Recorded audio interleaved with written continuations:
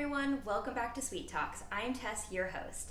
Today I have Caitlin McHugh Stamos with me. She's a wife, activist, model, actress, mom, and so much more. Today we're going to bake a vegan, gluten-free banana bread and learn more about her journey. I cannot wait to get to know her more. Don't forget to like, comment, and subscribe, and let's get into the episode. Hi, Caitlin. Hi. Welcome to my home. Thank you for having me. It's Thank a beautiful, you. Very clean, pristine, welcoming vibe here. Thanks to Spencer, he cleaned this morning. He was like, nice. Caitlin's coming, I gotta clean. So we're making a vegan, gluten-free banana bread today. Delicious. I love this because you were like, okay, I'm eggless and you like banana bread. And I was like, this is perfect. Because most of the recipes I make with banana bread have no eggs in it. Yeah, there's a lot of decent ones out there. I'm Yeah. excited to try yours. Yes, okay, so. I see chocolate. Oh yeah, chocolate Good addition chips. to anything. I'm a chocolate gal. Yeah, same. Okay, so first we're gonna mash our banana. So if you want to put Smash. that, No. yeah, just right in there. And then okay, so I have gloves if you want to use your hands, or I have, if we want to be like, more civilized, I have a little spatula. What do you prefer? This is more fun. All right. You want to do one? Yes, Okay. I would love to. I feel like your son would love this. Oh yeah, messy. Yeah. It's like he's 4 years old and loves to get good and messy. Yeah, and then it turns into something yummy and beautiful. Yeah, we do banana bread at home frequently too. Oh yeah. Does he help with the process? Sometimes. He usually starts off like Yeah. this, and then he'll abandon ship and go play elsewhere. He's like, Mom, you got this. Yeah, You do the rest and then of he'll it. come back when it's time to eat it. All right, this is perfect, I think. So Okay. now put our dry ingredients in. So it's gluten-free flour, we have sugar, and baking soda and baking powder in it. What's your favorite gluten-free flour that you've used? I Or like what are we King using Arthur. today? King Arthur. Yeah, and so this is King Arthur as well. And we can give this a little mix. I'm going to get our wet ingredients. Okay. So we have our wet ingredients, which is a neutral oil, a little bit of almond milk, and vanilla extract. And so if you want to pour, I'll pour Go that for in, it. and then you can just keep mixing it. This goes so much faster when you're not working with a 4-year-old. Yeah. And when all the ingredients are... I mean, this is already the cleanest I've ever baked before. 'Cause also, you have everything all prepped. It's Yes. all the nice little And like, yeah. things. Usually it's like all covered with all the stuff and... I feel like I was just trying to impress you because usually it's everywhere and like it is a war zone in here when I'm baking. Like Spencer comes in and it's like there's flour on the ground, there's like footsteps in it, and he's like, how many people are here? That's exactly. I have a dog, so she does all the cleanup on the floor, and then I just have to do the countertops. Yeah. How's that? That's perfect. All right, this is allergy-friendly chocolate. Oh. So vegan, it has no dairy, and it's obviously gluten-free. Or if So everyone's like, this is not going to be a fun bread. it's delicious, guys, I Delicious. promise. Okay, so I'm going to pour it, and then you can just fold it in. Right. I just love banana bread because it's always one bowl, and then It's so easy. it's so easy, so quick. Yeah.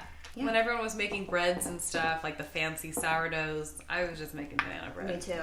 Over and Yeah. over again. Yeah, me too. That's perfect. Okay, we have our greased loaf pan. Already greased. Already greased. You can use any type of grease, or you could even use parchment paper if you don't want to put any like fat Yeah. on it. But yeah, pour it on in. Awesome. Oh, that looks so good. And scrape the Yeah. sides We here. leave no batter behind. Oh, and just like a special aside, I'm actually an award-winning baker myself. Are you where? Or what? Girl Scouts. No way. When I was a Girl Scout, I entered a couple of years of cooking competitions, and I won both years. What did you make? I made, my best year was meringue swans, and I cried over them. I made these little meringue swans, and I presented them on like a cotton candy puff cloud, and that won like best of everything. And then the year before that, I won best of division, but it was with I did like a train cake thing, a whole scene of a Stop it. train thing. Wow. Yeah. So do you love baking? Or I was did it when I was young. Well, I cried actually hysterically a lot baking this. You're like, this has to be Because perfect. it has to be perfect, and kept breaking little swan necks, and I was very dramatic. But, Oh my God. the ribbons at the end were Yeah. exciting. So this is all we do for the prep. And then now we will bake it for 50 minutes. And then we'll come back when it's all done. Yum. Okay, this is our banana bread. I mean, it looks like banana bread. It does, and it looks delightful. Perfect. Are you ready to eat it? Yes. Okay. Let's taste the banana bread. Let's go. Cheers. Cheers. This is gorgeous. I'm so excited to eat it. This is delicious. I have to take a bite right this moment. Mm-hmm. It's perfectly fluffy, chocolatey. It's the perfect banana bread. Ah. Mm-hmm. Oh, yeah. Mm-hmm. You know, normally I put like some butter or something on it. Mm-hmm. Nothing. Nothing. It's just moist enough to not need it. Mm-hmm. I feel really good about that compliment from an award-winning baker. Girl Scouts award-winning 2 years in a row. I'm gonna pat my own back. Yes. Even the chocolate, mm-hmm. which some of you might have been thinking, I don't know about this vegan chocolate. Mm-hmm. It's good. Mm-hmm. Because I did eat one just by itself, and I was like, this isn't good. I was like, okay, hopefully it's better than the banana bread. Can confirm. Fantastic in the banana bread. Yeah. And everything together, it just works. Yeah. You don't eat it thinking, oh, this tastes vegan and somehow lesser than stuff with. Also, gluten-free flour, you can usually, it gets like more dense, but this is, you did great. This is all you. Yeah, this has turned out perfect. Yeah. For anyone cooking at home, though, doing with gluten-free flour, especially if you're working with almond flour, highly recommend sifting. Yes, because then it aerates it a little bit, and then if there's any clumps, it gets it out. Great baking tip. This is perfect, though. Well, you know, from an award-winning. Right, you know what to do. So good. So, I know this is gluten-free and eggless because of health issues that you deal with, but does it bring you back to a childhood memory of any sort? Cooking together with friends. I mean, like, I loved cooking with my mom. We baked a lot together when I did my award-winning baking days. She was there when you were crying. She was there. She was there for all of it. She loves to bake, and so that's where it came from for me. It's like, it was a family thing to do and a social thing. And, and now my son, we're filming this in the summer, early summer. He's already talking about a Halloween party and how he wants to cook cupcakes. Oh, that's so cute. I don't think he wants to wait until October, though. I think he wants it like next week. I'm like, you know how far Halloween is? No, it's gonna be next week. Yeah, okay, you're right. Halloween is next week. Let's do it. Let's do it. So he's already getting into baking and stuff. That's too. so cute. Mainly because we all like eating sweets. Yeah, I have the biggest sweet tooth. Are you a savory or a sweet person? I love both. Like if you put some salt onto something sweet, yes, game over. The salty sweet combo is just a game changer to me. Oh, chocolate covered pretzels. Yes. Really anything. Yeah. I'll do a honey butter type thing, and I'll put a little bit of sea salt on it onto some bread or whatever. Oh, that sounds so good. When I was younger, so my mom made banana bread every week. Like that's where I got my baking, my love for baking. My mom would bake banana bread. And it's a little different than this. It was like just gluttonous. I mean, there's like butterscotch chips, chocolate chips, there's icing. I mean, it was so good. And then don't know why, but I paired it with goldfish because I was like, this is so sweet and salty. Like, yeah, it was the best combo. I get that. That makes sense. And I wish I had goldfish right now. You're like, goldfish. So you're a Jane of all trades. Legitimately, like you model, act, write, you're a mom, you're an activist, you're a wife, you're everything. I want to know from the very start, like, how did you get into all of the things that you do, and where did it start, and how did you get to where you are now? Ooh, wow. That's how much time do we have? We have a lot. We have all the time in the world. Let's see. I'll start with each of the things. So, let's see. Modeling is where my career was, and I fell into that. I went to New York for summer vacation and just got discovered or whatever and started modeling. And how old were you? I was 20. I was planning on going back to school as a dance major at North Carolina School of the Arts and in modern dance. And after a few jobs, I realized I think I'm making more money doing this than I will in an entire career of me trying to do modern. I wasn't even good at it. Like, I liked dance, but I realized I didn't think anyone was going to hire me to do that. I did end up doing a dance movie, though. Really? Yeah. Which movie? What was it called? You're like, that one movie.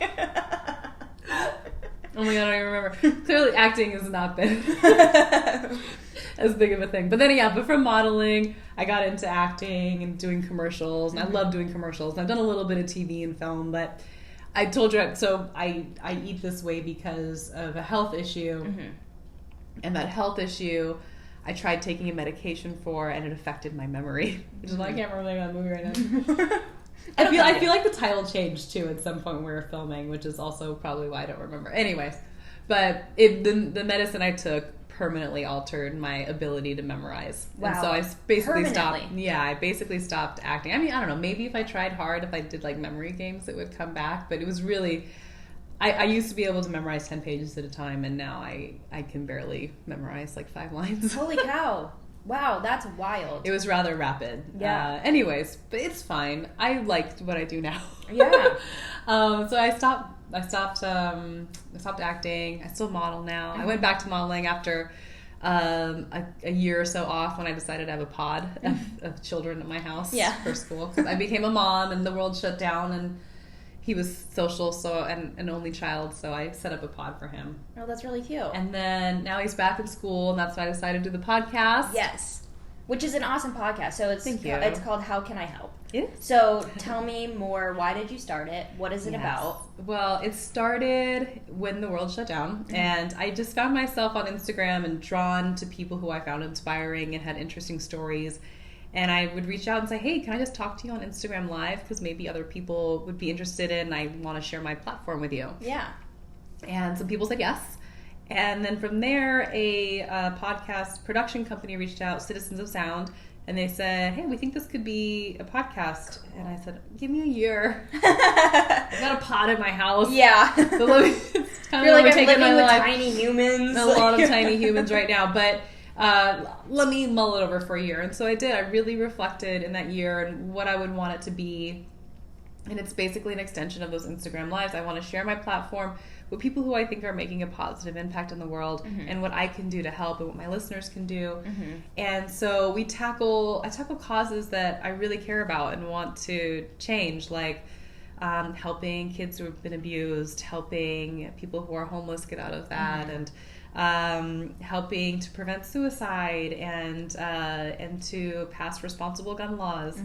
And it's been a journey. It's been a lot, but what I love about it the most is that there really are just small things that we could do to make the world a better place and to make a big difference in these arenas.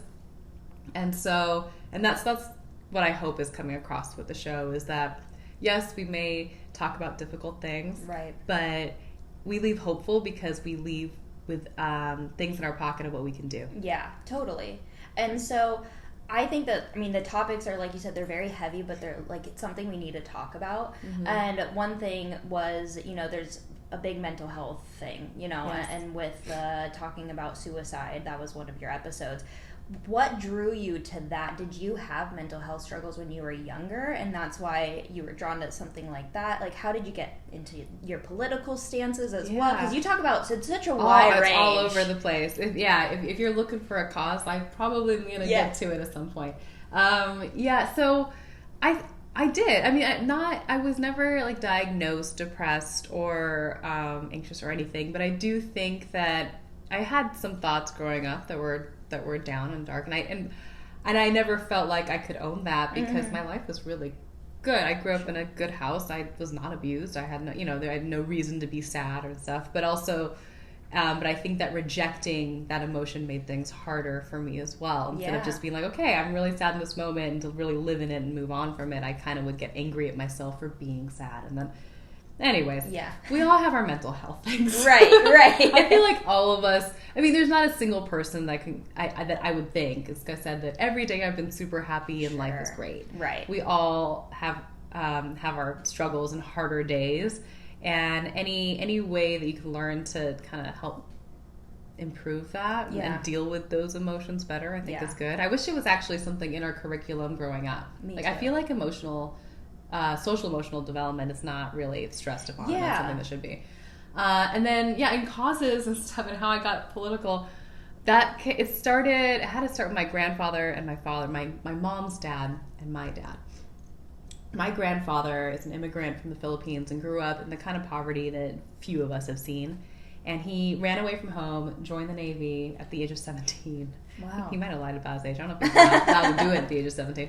And but he immigrated to the U.S., had a family here, but he never forgot where he came from, and he'd set up an organization to be able to bring back goods to his hometown, like supplements, dentists, doctors, nurses, and school books, school supplies and stuff, because the children that did not have access to that where he was from. Yeah.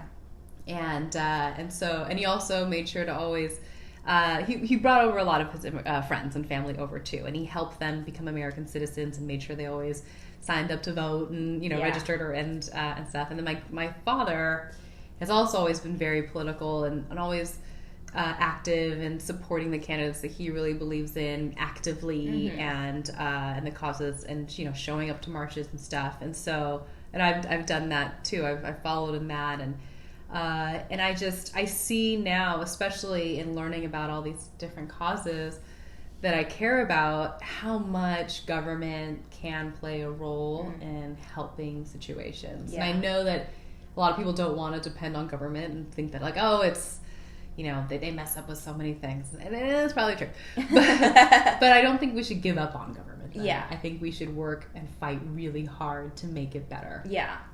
And so I'm paying enough taxes where I don't want to give up on government. I want them to be using my money in better ways. So that's why I've become very, very active, I feel like. And I like it. And I like that you use your platform for just like all of these really great things, and like small causes and big causes. Yeah. I think that that's really important, especially when I want to help, because when I was in high school, I used to do a lot of charity work with my mom. We would go to food banks. We would, prep the food at Andre House, which was in Arizona, and we would serve food to homeless people. That was my favorite one to do. And then coming out here, it's been a little harder to find things, and being just where do I start? It's kind of overwhelming to be well, I want to help, but what can I do? Yeah, that's exactly why I did my podcast too, because I felt the exact same way. I've volunteered too. My dad and I would do Meals on Wheels here in LA growing up, and then when I lived in New York, I would volunteer at the Ronald McDonald House there once a week, and so that service has always been a part of our lives. And when I came back to LA, and I was getting more and more blessed just in life, and I feel like the amount that I give back should be matching my blessings, and just not really sure how to do it or where to start. And so that I just started asking questions, and started with people I know. Most of the people in my first season are people I know, or I know someone who knows, a degree of separation. Right. Who are doing really incredible things. Yeah. And who I just look up to and admire and want to emulate. Yeah. So I think that's awesome. I truly think it's such a cool thing that you're doing, and I love that you're doing it. I appreciate that. Yeah. I want to go back to, we were talking about the health issues that you've dealt with, because actually this is something that I think needs more awareness. We talked about it for half an hour before we started filming. But tell me more about what you deal with. And I feel like I have something similar. I'm also a hypochondriac, so I don't know, but I need to know more, and I think everyone listening also needs to learn more about it. Yeah, well, I'll share my personal struggles, and that is that so I've had digestive issues the most of my life, just since I was a kid. And I'd go to regular doctors, and they were just like, IBS, you're just always going to be in pain when you eat. Right. And I just accepted that because this is what my doctor told me. Yeah. And it wasn't until I got with my husband now, you're not normal. He's like, you shouldn't have stomach issues. Yes, we need to fix this. You are I was 29, 30. I'm like, this is not normal. And so I went to a nutritionist, and I wish that everyone had access to something like this, because if you go to a regular doctor, they're only going to test you for a few things. But going to a nutritionist, they can delve a lot deeper. I had 9 vials of blood taken from me, wow. and a bunch of other tests that maybe is not suitable for over a banana bread. But basically, it told me a lot of things about myself that I would never have been told in just a regular blood test. And that was that I had a couple of autoimmune diseases that were exacerbated by certain foods that I was eating. And if I had gone to a regular thyroid specialist, which is what it was getting affected, I have Graves' and Hashimoto's, 2 diseases which kind of flip-flop. You don't have them both at the same time. One is a hyperthyroid, the other's hypo. Interesting. And so I'm someone who, I was, again, very blessed in life, that I mostly have been hyper, and basically it's kind of the best disease in a way. It's like a sort of thing. I don't know. It's such a weird thing to say. Yeah. But like I could eat whatever I wanted, and I looked malnourished, even though I'd eat like a football player. Yeah. And so I mean, there's a lot of negative that comes with that too. But I think some people would be like, hey, I kind of want that disease. Right. Yeah. For me, it wasn't great, especially if you want to have kids, which I did. And so I tried taking medicine, and that affected my memory. Yes. And made me PMS and stuff really badly, so I got off it. It may work for other people. Maybe you could, a lot of people out there may be able to just take a medicine and it fixes their thyroid. Sure. It's fine. I, unfortunately, was not one of those people. And the nutritionist said, try getting off of gluten, dairy, eggs. Was that it? It feels like a lot more. But it is, that's like such a big part of our diet in America. It is so. Oh my God, what do you eat for breakfast? Like, there's not. I mean, like, no. I mean, banana bread. But like, it was. I mean, no omelets. Yeah. No cereal. No. I mean, like, whatever. But there's just. But it's only very recently has it been like with the gluten free. Like I feel like even when we were younger, it was not a thing. That was not a thing. Not a thing. I had no idea it was a thing until I was told I couldn't eat it, and then I cried. Yeah. What do you no mean? More bread. What do you mean I can't have any more bread? Yeah. Literally all I ate my whole life, and so. But luckily, I mean, where we live, we have a lot of access to foods that are delicious that fall into what I can have. But I guess I want to share this story mainly because someone out there might be feeling these things or having issues with their body that they don't understand. They might be in pain. They don't know why, and it may not be the exact same trigger foods as it is for me.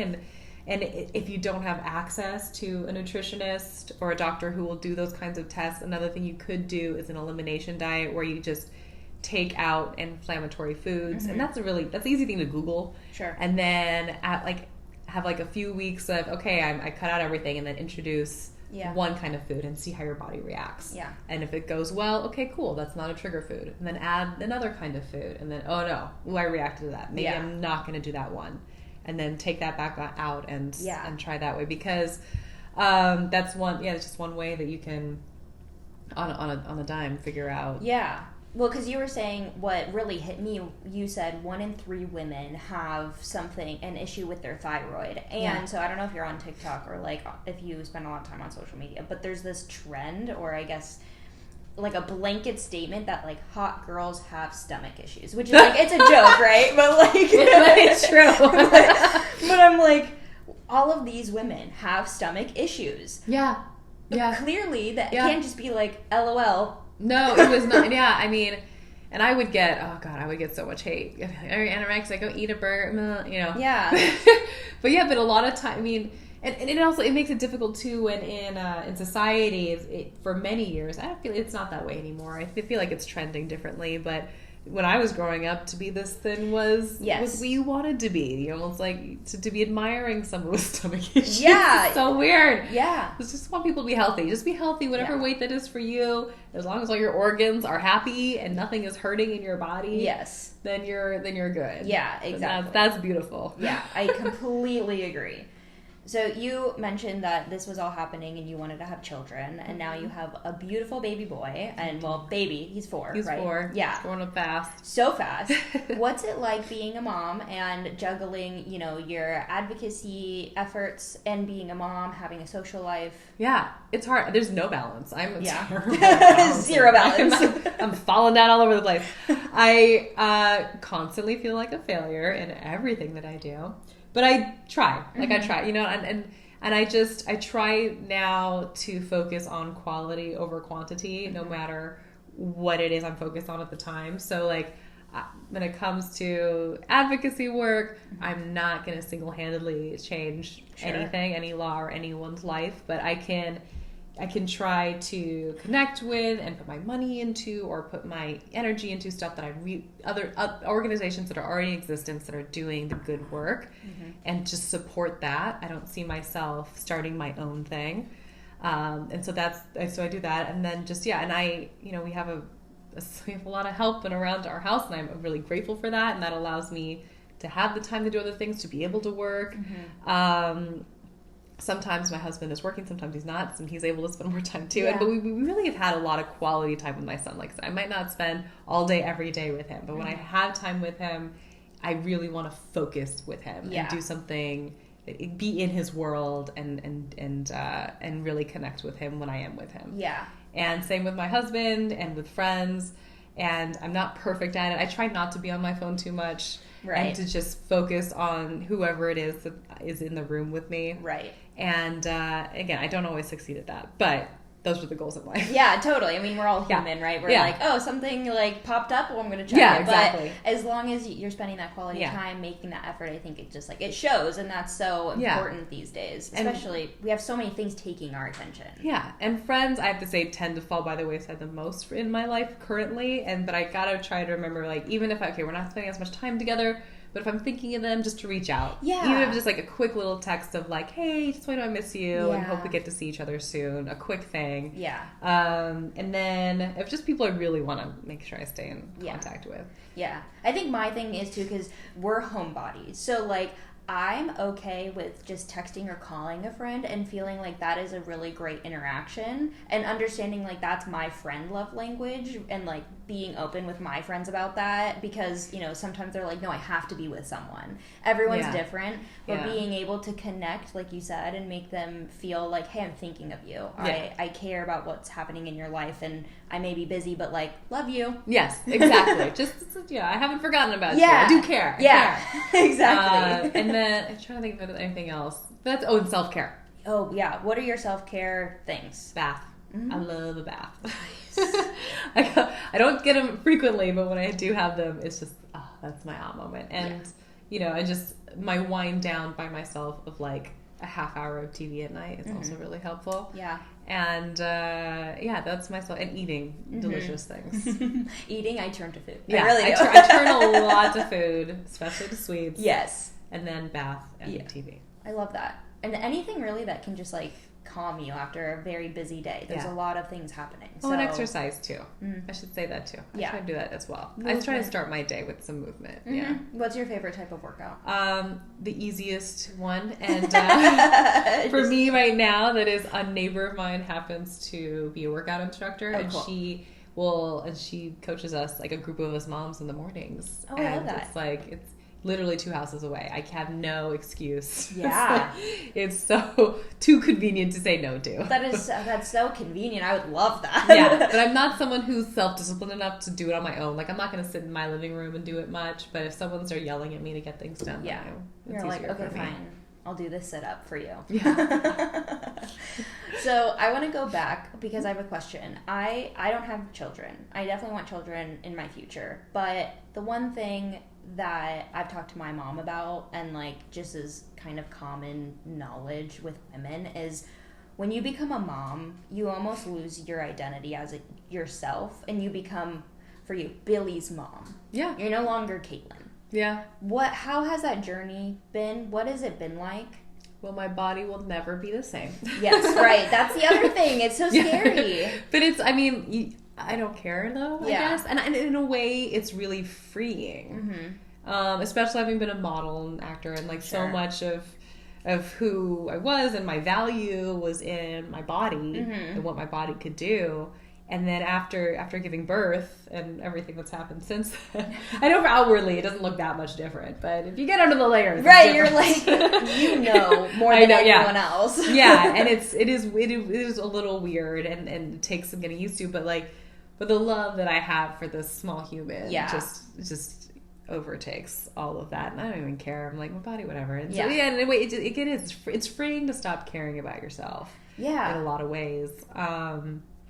I mean, still self-care is important because you can't take care of anyone else unless you are caring for yourself. But you'll never feel that great of love.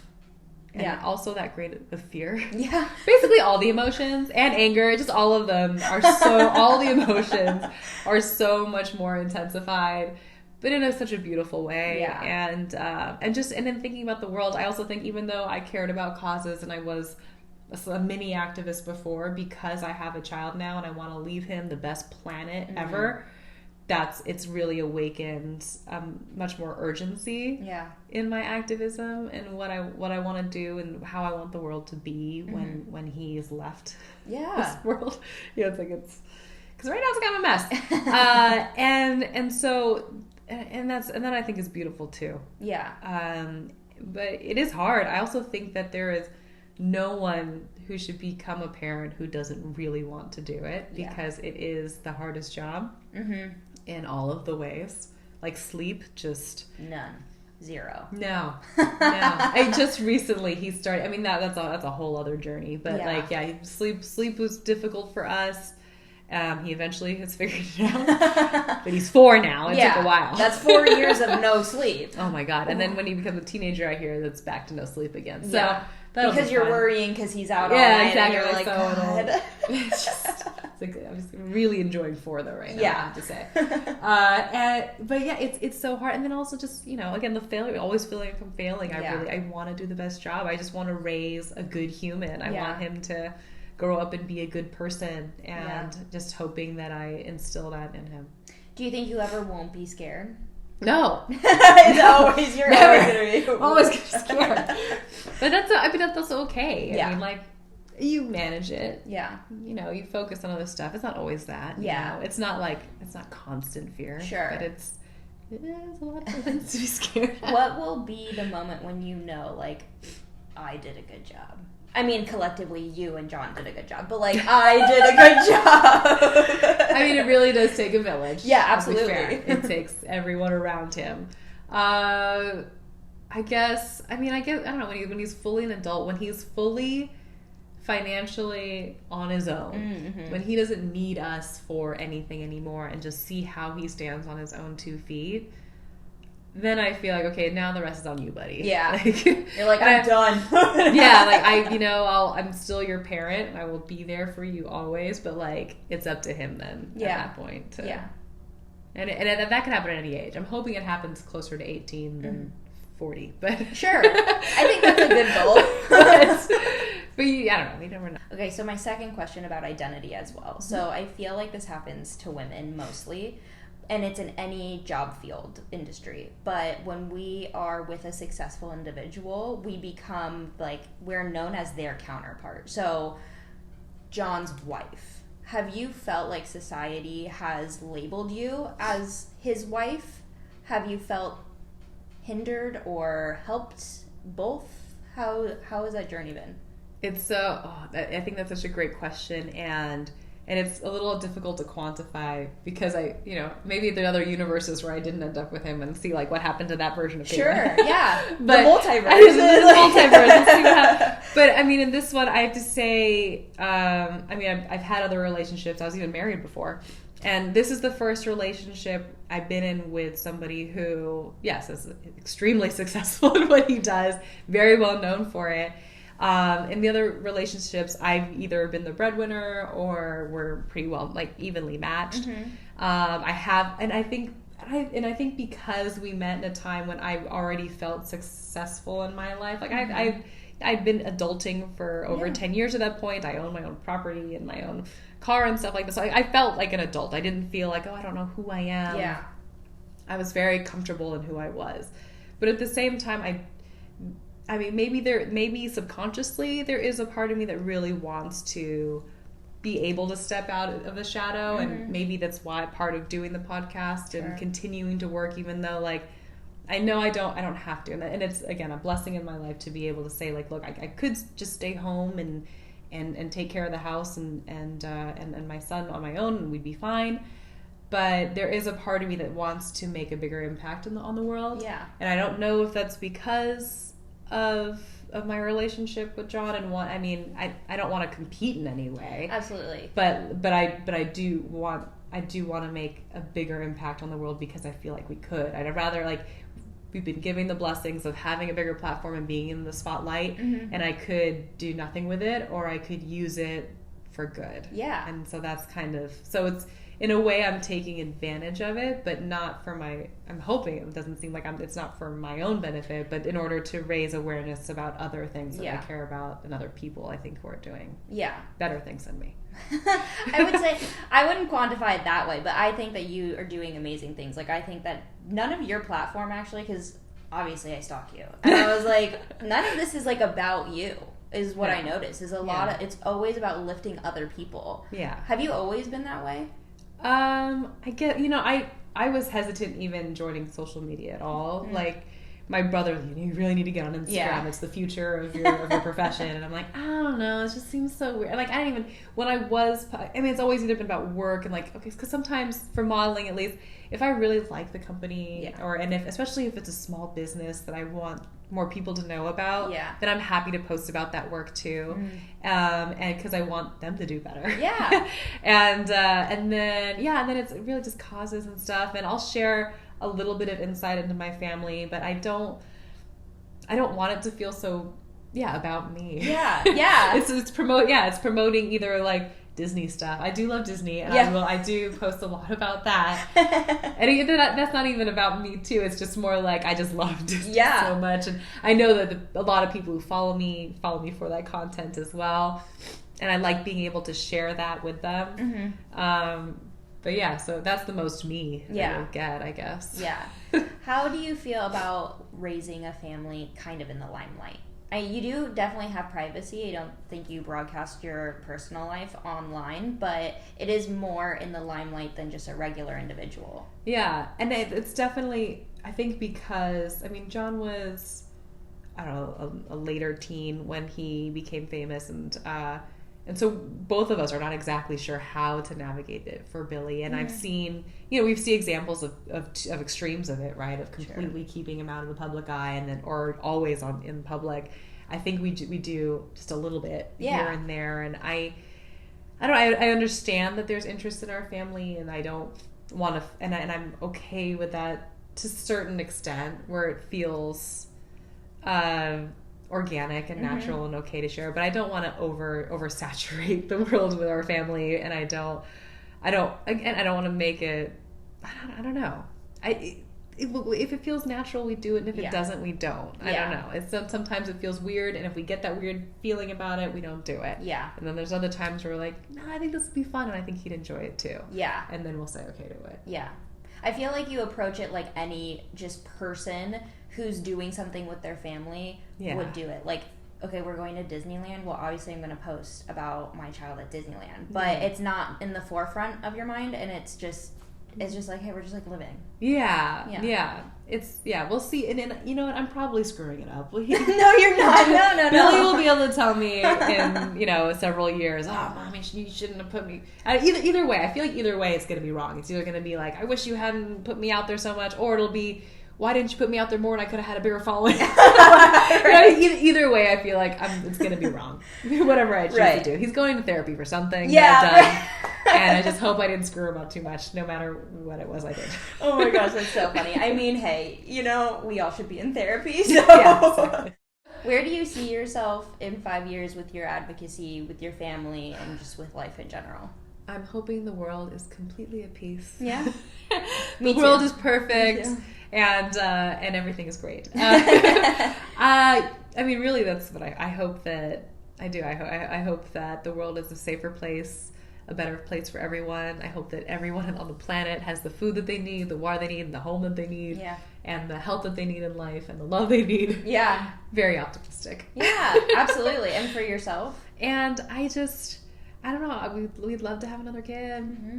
We'll hope, but that's not in my hands too. We're like, we hope that'll happen for us, and if it doesn't, that's okay. We got a great one too. Yeah.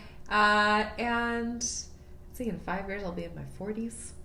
Just healthy and eating something delicious. Yes. Maybe some more banana bread. More banana bread and brownies. Yes, and macaroons, all the good things. Exactly. Yeah.